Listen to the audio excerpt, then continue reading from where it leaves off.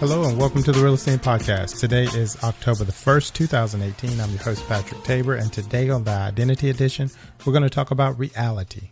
If you're accessing our podcast through any of our providers, Stitcher, iTunes, SoundCloud, iHeartRadio, Spotify, or Spreaker, please subscribe so you can get a notification when we make new ones available. If you'd like to listen to any old podcasts or get a copy of our book, Real-Esteem, Finding Your Identity in Christ, please visit us at enith.com, EYNIITH.com.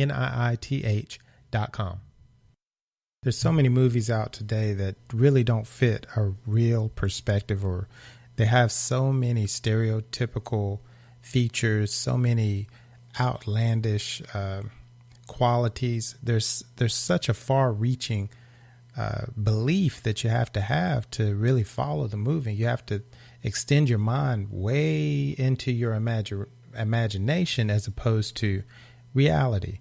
And truth be told, reality comes to you every day. You have to face everything that comes your way, regardless of what you think about it. It's actually happening, and you have to be able to deal with it effectively with the right attitude so that you can get through it. So we can't really follow the movies or reality TV shows. All of that stuff is fake, and there are things that try to mimic some real situations in life, but a lot of the stuff is embellished or maybe extreme in some manners, and we can't completely follow that as our goal for teaching. So 2 Corinthians 4:16 through 18 says, "So we do not lose heart. Though our outer self is wasting away, our inner self is being renewed day by day. For the light, momentary affliction is preparing us for an eternal weight of glory beyond all comparison, as we look not to the things that are seen, but to the things that are unseen. For the things that are seen are transient, but the things that are unseen are eternal." Transient or temporary, meaning these things will pass, or this too shall pass. We put so much emphasis on the temporary things that are occurring in our lives that we don't realize that the things that are going to last a lot longer are more important. They're more of a factor in our future or our destiny. And you have to pay attention to what's really occurring to you. You know, the way that food is making you feel at the moment, that is a temporary situation. You will get through that. But it's those decisions that we make that actually change the course of our life and those around us.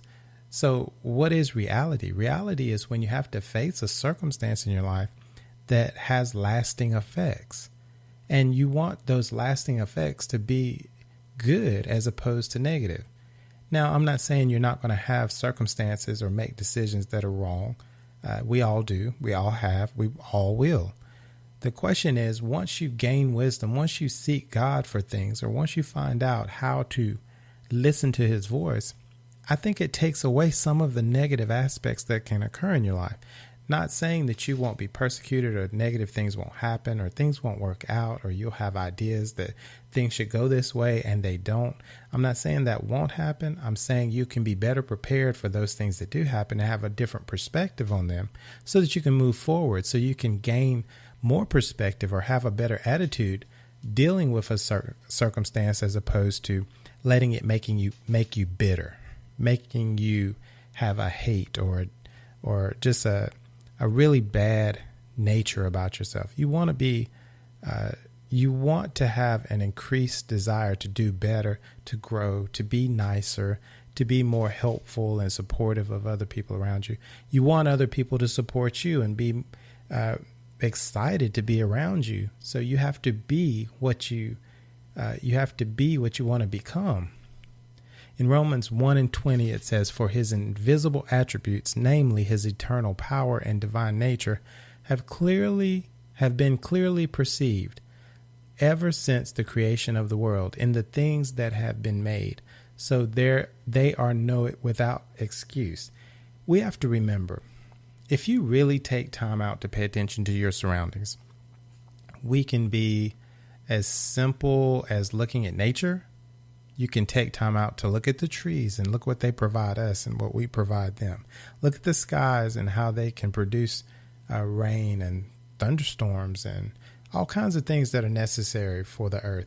Think about just your body, and think about the DNA and the cells that you have and how you were created and how you're able to move and pick things up and really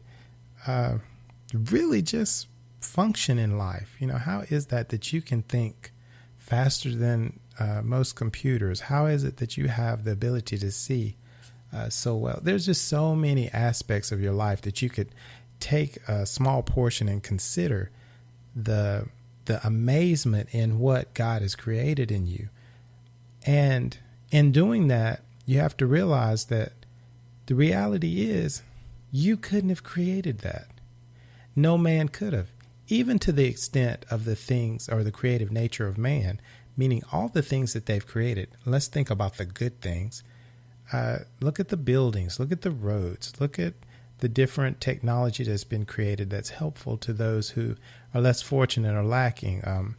Just take into consideration all the things that have been developed and created in life through man's hands, but I think God's inspiration to those who have created those things. And it's just amazing when you think about none of this could have just happened on a whim. It didn't all just come together and work in such a great order. It was orchestrated by a greater power.